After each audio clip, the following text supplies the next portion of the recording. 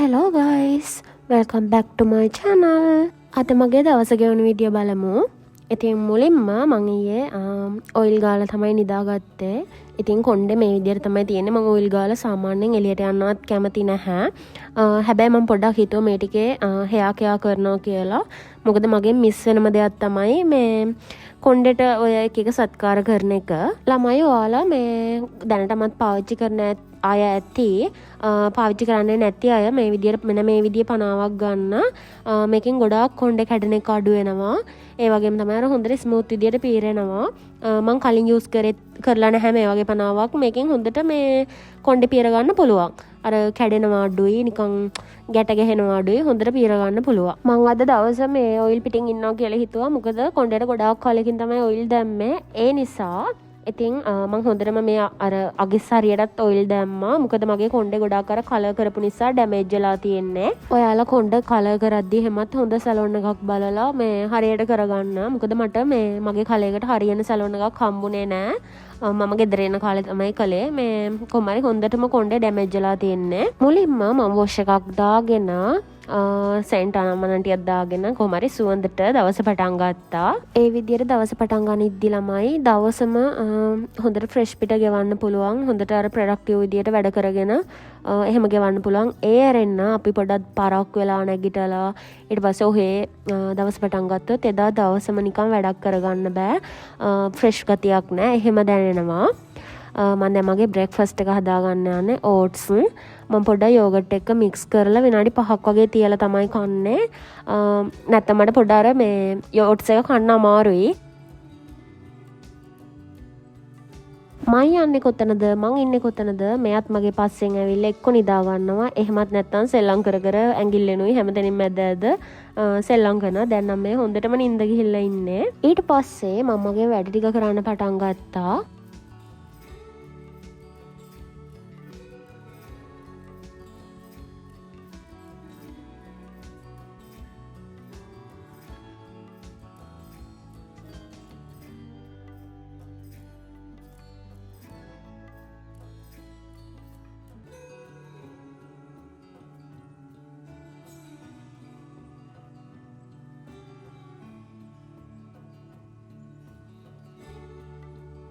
මං අලුතෙන් කැටයක් ගත්තා. මං හිතන් ඉන්නවා මේකේ මේ මං ගාව තියෙන කාසි ඔක්කොම ටික මේකට එකතු කරනවා කියලා. දැන් ඉතින් මං ගාව තියෙනවා එකතු වෙන 10 කාසි 5 කාසි ඒ ටික මේකට දාගන්නවා. බලමු අපි අන්තිමට මේක කීයක් එකතු කරගන්න පුළුවන්ද කියලා. මේ දවස් ටිකේ මට ස්කින් කෙයාත් මිස් වෙච්ච නිසා මං අද හිතුවා හර්බල් ෆේස් පැක් එකක් දාගන්න. මං ගෙදරදී හැමදාම වගේ මේක කරනවා කඩලා පිටි ෆේස් පැක් එක. මෙහෙ බෝඩි මට ආවත් හරි. අද තමයි මට ෆේස් පැක් එකක් කඩලා පිටි වලින් දාන්න පුළුවන් උනේ. ඉතින් අද පොඩ්ඩක් ෆ්‍රී ටයිම් තියෙන නිසා මම ටිකක් වෙලාව අරගෙන පැක් එක දාගෙන පොඩ්ඩක් ඉන්නවා. මම මේ පැක් එකට මික්ස් කරේ කඩලා පිටි දෙහි වතුරයි. ඔයාලට ෆ්‍රෙෂ් මිල්ක් තියනවා නම් ෆ්‍රෙෂ් මිල්ක් ඇඩ් කරගන්න. යෝගට් තියනවා නම් යෝගට් ඇඩ් කරගන්නත් පුළුවන්. තව මී පැණි හැමත් ඇඩ් කරගන්න පුළුවන්. ඉතින් ඔයාලා කැමති විදිහට මේ පැක් එක දාගන්න පුළුවන්.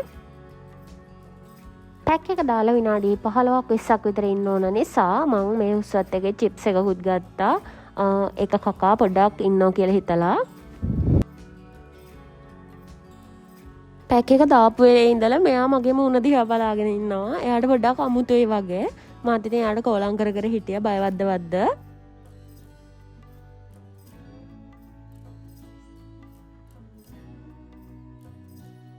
ඔන්න විනාඩි 20කට පස්සේ මේක පොඩ්ඩක් ගල් වෙලා වගේ දැනෙනවා මූණට. ඊට පස්සේ ඒ පිටියකින්ම කඩලා පිටියකින්ම හොඳට ස්ක්‍රබ් කරලා මේක රිමූව් කරලා වොෂ් කරගන්න පුළුවන්. ඊට පස්සේ ඉතින් මෙන්න මෙහෙම තමයි. පොඩි ග්ලෝ එකක් එනවා ස්කින් එකට. ඉතින් මේ වගේ හර්බල් ෆේස් පැක් ගොඩාක් හොඳයි ළමයි. ඔයාලා ගෙදර ඉදි කරලා බලන්න. ඊට පස්සේ පොඩි පෑ භාගයක් අරගෙන මම මේ චිත්‍රපාට කරනවා කියලා හිතුවා. පොඩ්ඩක් අර ඔළුව නිරවුල් කරගන්න, නිදහස් කරගන්න වගේ මේ වගේ දෙයක් හොඳයි. ඉතින් මේක හොඳ තෙරපි එකක් මේ මොලේට. ඉතින් ඔයාලා කරලා බලන්න. මගේ චිත්‍ර මං හිතන්නේ කැතයි. මට ලොකුවට මේ පාට අර වර්ණ මේ මික්ස් කරන්න ඒව තේරෙන්නේ නැහැ. ඉතින් මං තේරෙන විදිහට තමයි පාට කරේ. හරිද? ඔන්න ඊට පස්සේ මගේ ඇඳුම් ටික මං හොදගත්තා. මේ දවස්වල වහිනවා සෑහෙන මේ පැත්තට. ඉතින් ටටක් ගාලා මේ පායලා තියෙන වෙලාවේ මම ඇඳුම් ටික සෝදගත්තා.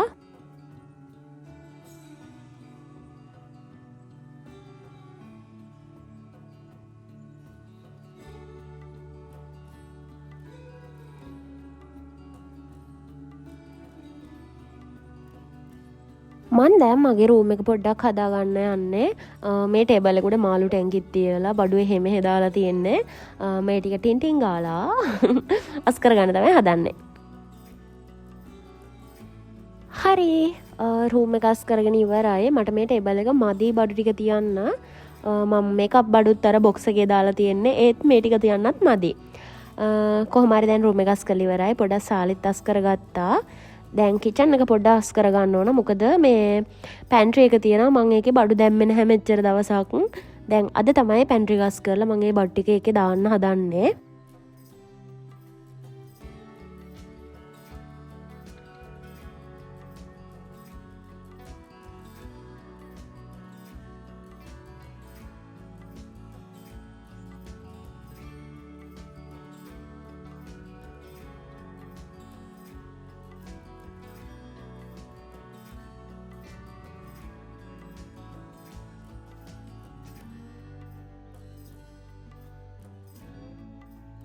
හරි පැන්ට්‍රි එකට දාන්න පුළුවන් ටික දැම්මා. මෙතන ළමයි අර මේ සිංක් එක ළඟ තියෙන ඉඩ ප්‍රමාණය මදි මට. ඒ කියන්නේ මේ ගෑස් එක තිබ්බට පස්සේ හරි පොඩි ඉඩක් තමයි තියෙන්නේ. දැන් මං හදන්නේ හොඳ වොෂ් එකක් දාගෙන ජිම් එකට යන්න.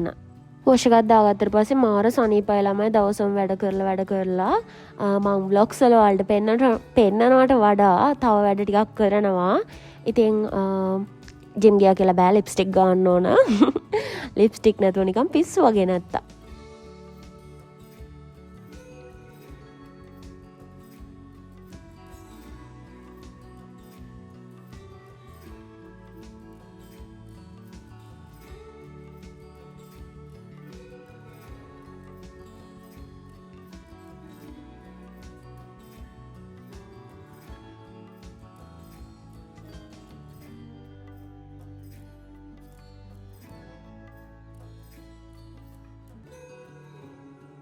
හරි ලැස්තිලා ඉවරයි. දැන් යන්නයි තියෙන්නේ.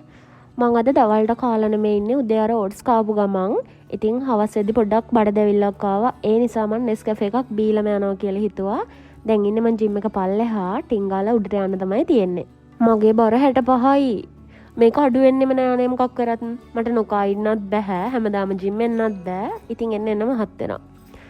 හරි දැන් වර්කවුට් කරන්න තියෙන්නේ. මේ ජිම් එක ළමයි අර පොෂ් ජිම් එකක් නෙමෙයි. පොඩක් එහෙම පොෂ් ගතියක් නෑ. හැබැයි ජිම් එකේ ඉන්න කෝච් මාරම හොඳයි. මගේ කොන්ද කැක්කුමක් තිබුණා. ඉස්සර ඔය වැඩ කරනවනේ මම වැඩ කරද්දි කොන්ද නමාගෙන වාඩි වෙලා ඉන්නවා. එහෙම කොහොම හරි මගේ කොන්ද කැක්කුම එක විනාඩි 10කින් සනීප කරා. අදටත් ඒ කොන්ද කැක්කුම හැදෙන්නේ නැහැ. මට මාර බඩගිනි. මොකද උදේ කාපු ගමන් ඒ නිසා මං ඉක්මනට මං ආයෙ ටින්ගාලා කියන්න හැදුවේ. මේ වීඩියෝ එකේ මං ටින්ගාලා කියලා කීපාරක් කිව්වද කියන්නකෝ. මං ඉක්මනට ඉතින් කෑම හදාගන්න හදන්නේ. චිකන් ගෙනාවා. ඒක මං ආස විදියට මැරිනේට් කරලා හදාගන්න තමයි යන්නේ.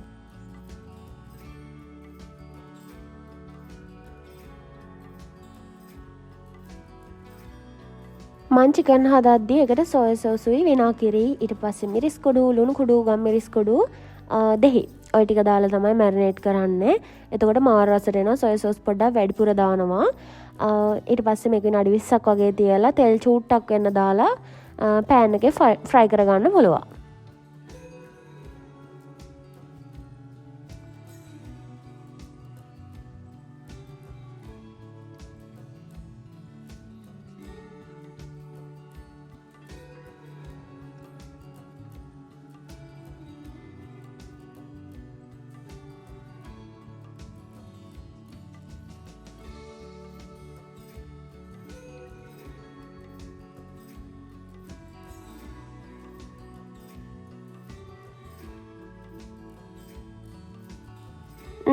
චිකන් එක නම් හරි. තව ටික වෙලාවක් බැදෙන්න දුන්නට පස්සේ කන්න ගන්න පුළුවන්. පේනවද මෙයා ඉන්න තැන? මේ මං ඉන්න තැනකට ඇවිල්ලා කොහොම හරි ඇඟ උඩට නගින්න තමයි try කරන්නේ. මේ මෙතනින් බටේ දිග ඇවිල්ලා මගේ ඇඟ උඩින් මේ කකුල් දෙක උඩින් ඇඟට නගිනවා. ඕක තමයි කරන්නේ. හරි මේ තියෙන මගේ ඩිනර් එක.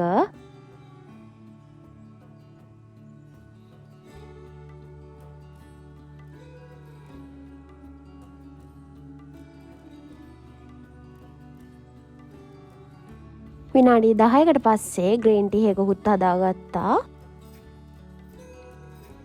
අන්තිමටම ස්ක්‍රිප්ටිං. ඉතින් ස්කින් කෙයා කරලා ඉන්න මම හැමදාම ඔයාලට දාන්න නිසා ඒක වීඩියෝ එක දැම්මේ නැහැ. ඉතින් ඔහොම තමයි මගේ අද දවස ගෙවුනේ. ආයෙත් ලස්සන vlog එකකින් හම්බෙමු. එතකන් ඔයාලා පරිස්සමට ඉන්න. බුදු සරණයි දේවී පිහිටවල හැමෝටම. බයි බයි.